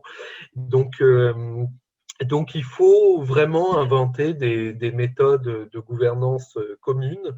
Et pour ça, bien sûr, et on a tous les travaux d'Elinor Ostrom, la grande économiste qui a beaucoup travaillé sur les biens communs et sur la manière dont on gère les biens communs. Et on s'aperçoit que souvent, la gestion paritaire qui fait intervenir différents acteurs offre de bons résultats et empêche des phénomènes de capture et donc des phénomènes de distribution trop orientés. Ensuite, sur la question de la consommation individuelle, là aussi, tu as raison, bien sûr. C'est vrai que si on introduit de la monnaie libre et qu'ensuite elle circule pour son bien, pour financer un investissement initial, mais ensuite elle se retrouve dans le système monétaire sans aucun contrôle, ça peut limiter sa portée et son effet. Est-ce qu'il faut... pour autant, alors il y a l'idée, j'ai vu que Yann l'avait indiqué dans le chat, du quota carbone individuel. Il y a aujourd'hui des associations qui travaillent sur cette question et je trouve que c'est intéressant. Je trouve que c'est intéressant avec une réserve. Il faut faire très attention aux libertés individuelles dans ce type de dispositif parce que si on se met à compter chaque geste, chaque déplacement, chaque achat d'une machine ou autre, il faut faire attention, quoi. Il ne faut pas donner à ceux qui nous le reprochent déjà d'être des Khmers verts, il ne faut pas leur donner raison, quoi. Donc, il faut faire juste attention. Mais si c'est bien pensé et que c'est organisé dans le respect des libertés, je pense qu'effectivement, on peut avoir des choses intéressantes.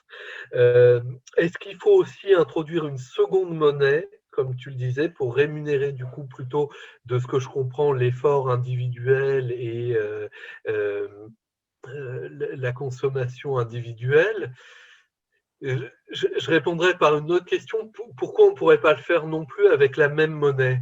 Est-ce que ça serait forcément incompatible?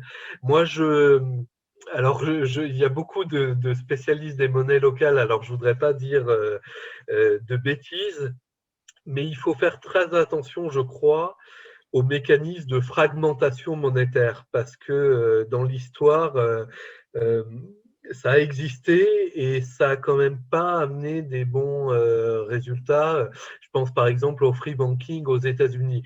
Mais bien sûr, quand je dis ça, je ne mets pas du tout en cause les monnaies locales telles qu'elles existent aujourd'hui, qui permettent au contraire d'accélérer la circulation monétaire sur un territoire, de financer des investissements et des achats dans des circuits courts locaux, mais qui ne sont pas des monnaies à part entière, vu qu'elles doivent être converties à partir de monnaies nationales. Et donc, c'est pour ça que moi, j'ai aucun problème avec les monnaies locales à l'heure actuelle. Bien au contraire, je pense que ça permet de régir des systèmes locaux et d'accélérer la circulation monétaire. En plus, l'argent officiel qui sert à être converti est généralement placé dans des fonds qui eux-mêmes peuvent investir dans des choses écologiques et sociales. Alors là, c'est le problème, c'est que si tu étais au Canada, oui, en France, non. Pas toujours, ouais. Non, mais attendez, mon but n'était pas de promouvoir, ce n'est pas l'idée des monnaies locales qui est derrière dans mon esprit. C'est que je fais une distinction qui n'est pas faite justement et qui, à mon avis, apporte beaucoup de troubles. C'est qu'il n'est pas fondamentalement fait de distinction entre l'intérêt particulier et l'intérêt collectif. L'intérêt collectif, il repose sur la défense du bien commun, pour moi, se traduit dans notre économie actuellement, surtout par la dépense, parce que ça n'a pas vocation à faire du profit financier. Donc, je fais cette distinction entre le financement du bien commun par une monnaie complémentaire nationale ou voire même d'un territoire monétaire, donc, en plus de l'euro. L'euro étant la monnaie marchande qui fonctionne donc sur des critères proches que ceux qui sont aujourd'hui, qui rémunèrent l'intérêt particulier, mais qu'il faut, à mon avis, justement, ne plus faire dépendre le financement de l'intérêt collectif par la ponction, sur les performances de l'économie marchande.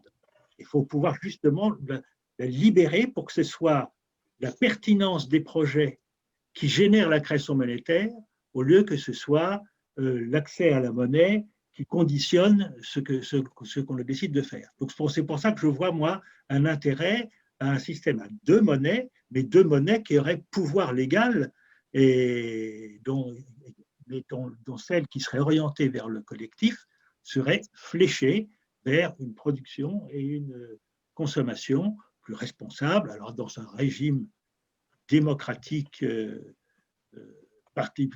beaucoup plus participatif qu'il n'est actuellement, pour que ce soit l'intelligence qui prime, que ça devienne vraiment l'être humain qui prenne en charge de son destin avec son intelligence, en dehors de tout conditionnement de résultats financiers qui, en fin de compte, vient complètement polluer l'intelligence et enlève parfois beaucoup d'intelligence parce qu'on arrive à faire des choses tout à fait complètement absurdes et nuisibles au nom de devoir gagner de l'argent et de faire du profit. Ouais. Je comprends bien la logique. Maintenant, les systèmes à deux monnaies, c'est toujours un peu délicat à manier, quoi. C'est juste qu'il y a des phénomènes de spéculation d'une monnaie à l'autre, de difficultés de conversion, parfois de thésaurisation d'une des monnaies et de retrait de l'autre. Bon, faut voir dans le détail, mais comme ça, J'ai réfléchi à ça, mais bon, c'est sur mon site, mais je n'ai pas le sens influence, mais il y a des conditions, effectivement, pour que ça fonctionne. Voilà, il faut, c'est ça. Moi, j'aimerais discuter un peu avec toi, Nicolas. Moi, le problème que j'identifie dans notre économie actuelle, c'est qu'en fin de compte, les seules institutions qui sont habilitées à délivrer de la monnaie dans l'économie, ce sont des banques commerciales. Et comme on le sait, elles le font sous l'égide d'une dette.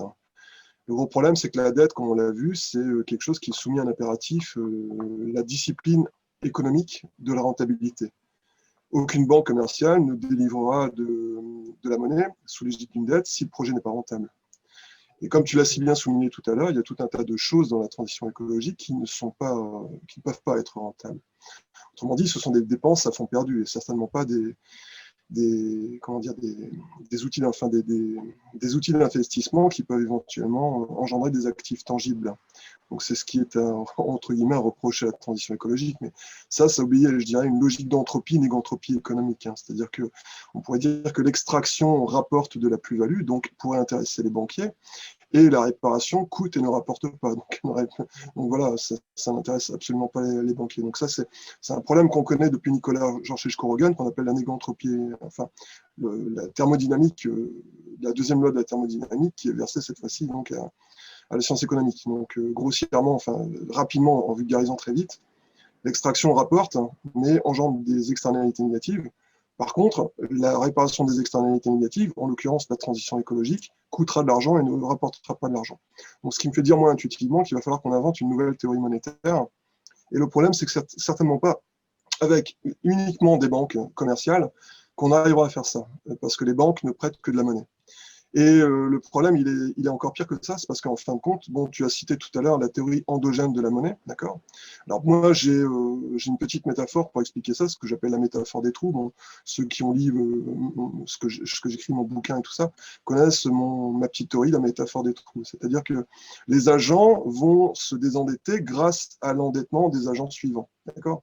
C'est justement ce qui m'a fait tiquer lors de la discussion de l'autre jour chez TADI, où il y avait certains économistes qui n'avaient absolument pas compris qu'en fin de compte, une dette ne se rembourse que grâce à l'endettement des suivants. Okay, ça, c'est un des problèmes de la théorie endogène de la monnaie. Et à chaque fois que tu rajoutes un agent qui suit pour désendetter le précédent, tu rajoutes forcément de l'usure et de la plus-value, parce qu'il faut bien que le projet soit rentable pour l'entreprise. D'accord ? Ce qui fait qu'en fin de compte, on est en train de surfer sur une vague de dettes qui devient forcément nécessairement de plus en plus grande, parce que chaque agent qui va se endetter et désendetter, d'accord ? Et bien forcément, on va donc créer de plus en plus, une dette qui va être de plus en plus haute en fait. Et quand on a compris qu'une dette ne se rembourse que grâce à de l'extraction de ressources naturelles et que dans le but de produire des marchandises, que cette marchandise, tu vas la revendre à l'agent qui suit, qui va s'endetter à son tour pour t'acheter ta marchandise, tu vois. Et donc, lui va se désendetter à son tour en extrayant des ressources naturelles pour produire des marchandises qu'il va vendre à l'agent qui suit. Donc, tu comprends le dilemme, en fait.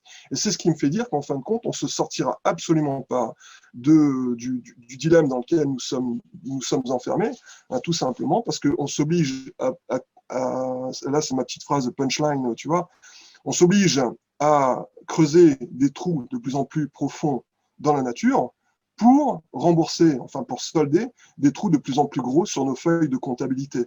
Tu comprends l'idée?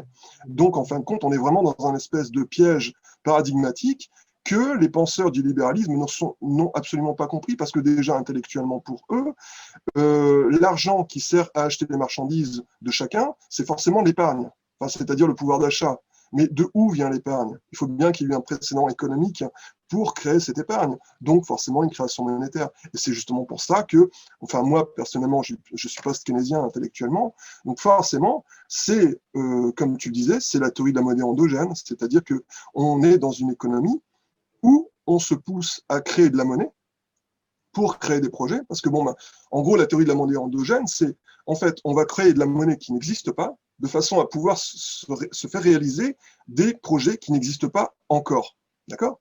Alors bon, c'est ambivalent. Le problème, c'est que c'est ambivalent. C'est-à-dire que ça double tranchant. C'est bien par rapport à ce que je viens de te dire, et c'est pas bien par rapport à cette fameuse métaphore des trous, tu vois, où on s'oblige à produire des trous de plus en plus gros dans la nature au nom du profit, au nom de la rentabilité. Alors moi, la petite théorie que je porte, c'est en ça que ton bouquin m'a touché, Nicolas, parce qu'en fait, lorsque tu parles d'une monnaie, enfin, peut-être pas forcément du remboursement de la dette, hein, mais de créer, par exemple, une monnaie don. Alors dans ton bouquin, tu abordes un moment l'éventualité qu'une banque pourrait créer une monnaie libre, c'est-à-dire complètement déconnectée de l'histoire d'une dette. Eh bien, tu vois, ce que je viens de t'expliquer par rapport à cette vague de dette qui devient de plus en plus grosse, en gros, c'est une espèce de malédiction éternelle où les gens s'obligent au nom de la rentabilité, au nom de rembourser la dette, à créer une dette forcément de plus en plus grosse. Bon, donc ça, c'est le piège. Alors moi, ce que je me dis intellectuellement, et tu vas me dire si je me trompe, parce que ça, c'est une question que j'aimerais poser éventuellement à tous les économistes qui écouteront cette émission, est-ce que une monnaie diffusée non pas sous l'égide d'une dette, mais sous l'égide d'un don, que nous flécherions à dessein de la transition écologique, pourrait éventuellement, bon, déjà, tu vois, on crée éventuellement des entreprises qui sont liées à la transition écologique, avec des gens qui travaillent, qui donc ont un pouvoir d'achat. Ces gens vont acheter donc de la marchandise. Et cet achat de marchandise pourra éventuellement éteindre, ou alors du moins mettre un coup d'arrêt au système de monnaie-dette. Est-ce que je me trompe intellectuellement ou pas? Non, c'est-à-dire que... André voudrait prendre la parole. Pardon? Ah oui. En 2 secondes. Oui. Le don monétaire n'est pas interdit par le traité européen. Il est si peu interdit qu'en fait, les opérations TLTRO consistent à faire des dons monétaires au secteur bancaire. Oui, ouais, ben voilà. Et donc, en fait, les États, les banques centrales ne peuvent pas prêter aux États. Les États centrales, les banques centrales, n'est pas interdit aux banques centrales de donner. Ouais. C'est un trou dans le TFUE. Le gros problème, c'est qu'en fin de compte, c'est pareil que les quantitative easing. C'est-à-dire que tu vas flécher de l'argent dans les banques, mais les banques ne vont pas flécher l'argent dans la transition écologique, puisque ce n'est pas rentable. Ouais. Enfin bon, voilà.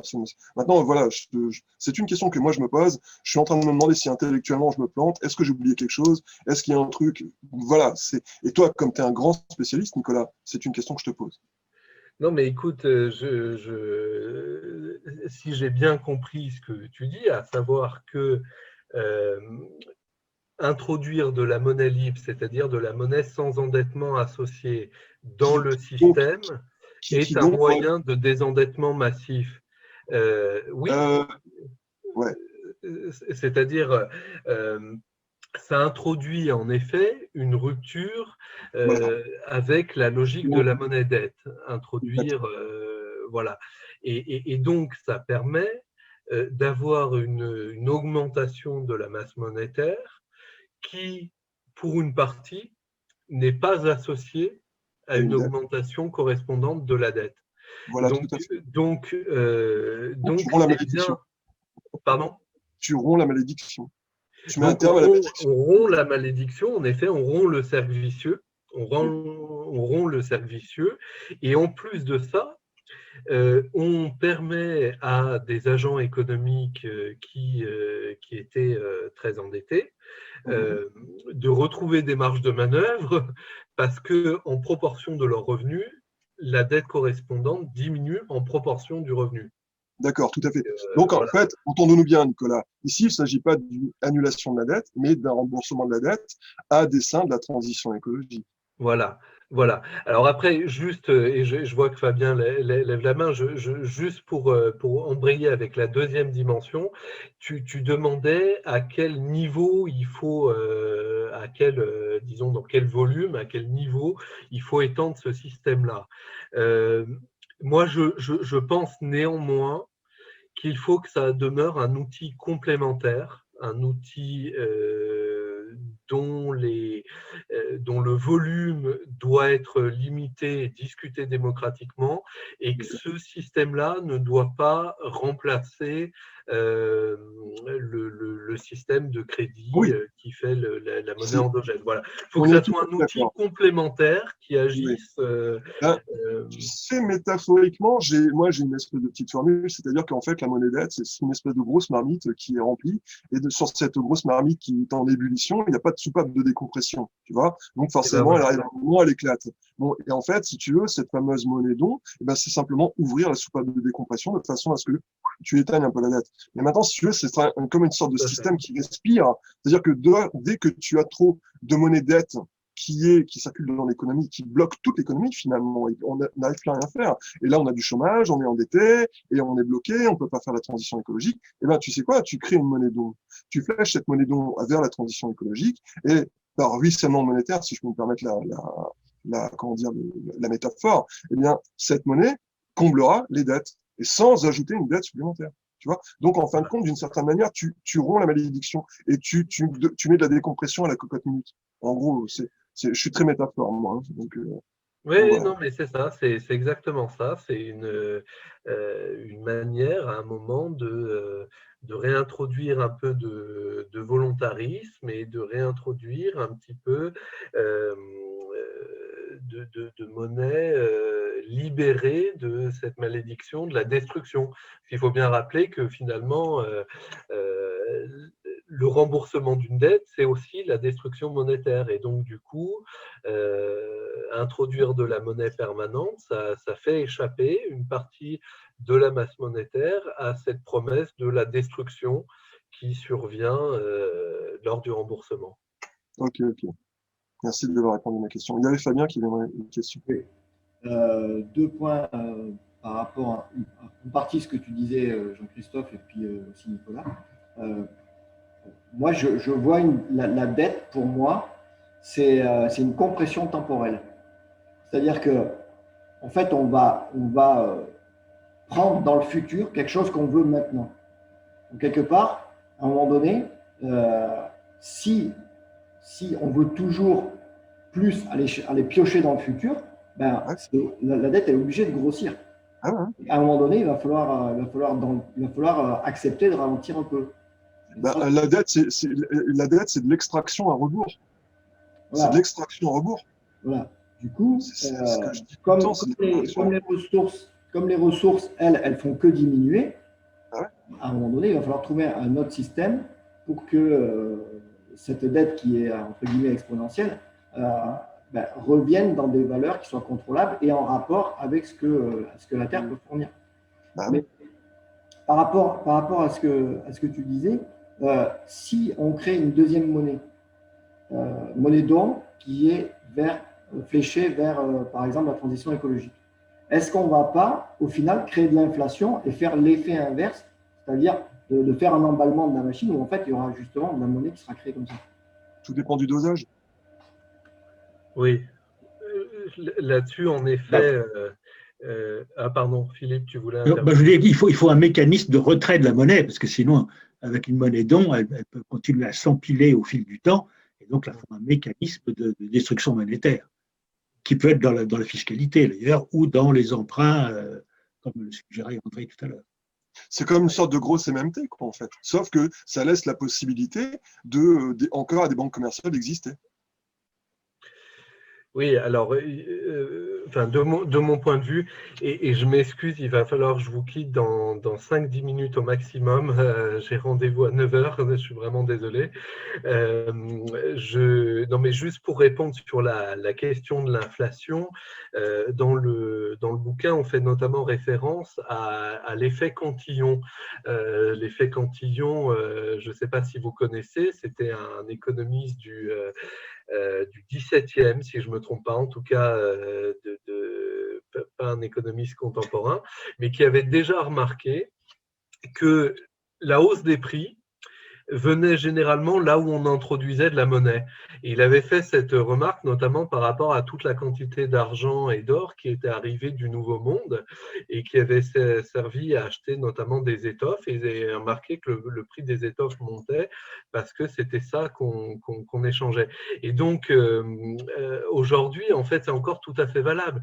Il n'y a d'inflation que là où on introduit et encore, c'est pas sûr, de la monnaie. C'est-à-dire que pourquoi on n'a aucune inflation alors que la Banque centrale a créé 1800 milliards d'euros? Parce que c'est parti sur les comptes des banques et que les banques ne peuvent pas investir cet argent-là dans l'économie réelle parce que c'est piégé sur la sphère interbancaire. En revanche, elles peuvent spéculer avec, elles peuvent s'échanger entre elles des titres financiers et donc on a de l'inflation, mais sur les marchés financiers, pas dans l'économie réelle. Bon. Alors, si on crée de la monnaie et qu'on la flèche, justement, c'est pour ça qu'on parle dans notre livre de création monétaire libre et ciblée. Et les deux termes sont importants. À la fois que ça soit libre, c'est-à-dire sans endettement, et que ça soit ciblé pour accroître notamment les capacités de production, par exemple des éoliennes, des panneaux solaires, de ce qu'on veut hein, finalement, mais de choses utiles pour la transition. Si on investit de l'argent là et qu'en plus on accroît les capacités de production, il n'y a pas de raison que les prix augmentent. Il n'y a aucune raison que les prix augmentent. Les prix n'augmenteraient que si on consacrait toute la monnaie supplémentaire à acheter des produits dont le système de production serait déjà exploité à son maximum et ne pourrait pas évoluer à la hausse, pour lequel on ne pourrait rajouter aucune capacité de production. Ce n'est pas le cas. Ce n'est pas du tout ce qu'on vise. Et voilà, donc il faut vraiment cette idée de l'inflation, on y revient longuement dans le bouquin parce que c'est théoriquement, enfin c'est pas théoriquement, mais c'est l'objectif premier, la stabilité des prix de la Banque centrale européenne. Et dès qu'on fait une proposition un peu qui sort un peu des sentiers battus, on nous dit ah mais attendez, il va y avoir de l'inflation. Non, c'est pas le cas. C'est pas le cas si on se préoccupe de la destination de la masse monétaire et c'est bien notre objectif. Puis j'ajoute un dernier mot, c'est que la Banque centrale s'est fixée elle-même, personne ne lui a imposé, elle s'est fixée elle-même comme objectif d'avoir une inflation inférieure à 2%, mais proche de 2%. Et ça fait 10 ans qu'elle échoue à atteindre ce niveau d'inflation, puisque l'inflation moyenne est de 1%, parfois moins, ça dépend des années, parfois un peu plus sur les 10 dernières années, mais en moyenne, c'est à peu près 1%. Donc, en fait, la BCE échoue à atteindre l'objectif qu'elle s'est elle-même fixé. Voilà ce que je pouvais te dire sur cette question. Merci. Merci beaucoup. Bravo, Nicolas. Merci beaucoup. Merci beaucoup Nicolas. à vous tous pour ces échanges passionnant. On pourrait y rester des nuits. T'as pas eu ça chez Tadei, hein? Voilà. Mais avec plaisir avec plaisir pour échanger, pour refaire l'exercice. Oui, éventuellement, bien sûr. Avec joie. vous avez des actions concrètes, n'hésitez pas à nous contacter pour prendre des positions publiques ou. Ben, on réfléchit, oui, tout à fait. Ben, on réfléchit en ce moment, comme vous voyez sur la proposition d'annulation des dettes publiques, ça commence à prendre. Il y a même des officiels du gouvernement italien qui ont repris la proposition. Arnaud Montebourg l'a repris, Jean-Luc Mélenchon, d'autres. Manon Aubry, Aurore Lalucq, beaucoup de.